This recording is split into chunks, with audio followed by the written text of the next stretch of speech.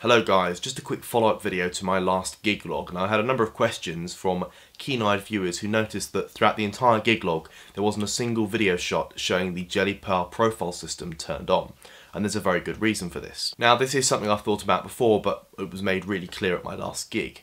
Now it was a 13th birthday party and I was using my small setup, so that was the Jelly Pearl profile system, the Ruby Raw laser and the two Vertigo Tri LEDs on top of my speakers. Now during my gigs I don't like to have all of my lights on the whole time. I like to vary things up. So I have one light on for a particular song and then change it for the next song, and if it's going into a drop in the music I'll flick the laser on and switch everything else off. I like to mix it up to create a more dynamic light show for everyone watching.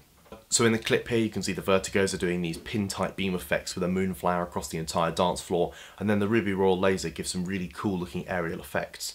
Now with the Jelly Pearl profile system it was washing the entire room in colour, and the Jelly Pearl profile system is incredibly bright. Now around the age of 10 to 13 is when you start transitioning away from the kids' parties and everything starts to get a lot more grown up.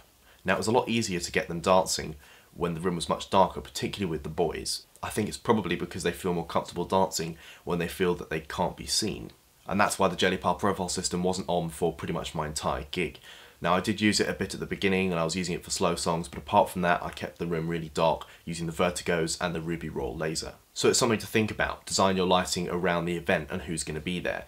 So I think I'm probably going to change my small setup now when I'm doing gigs for that kind of age range, about 10 to 14.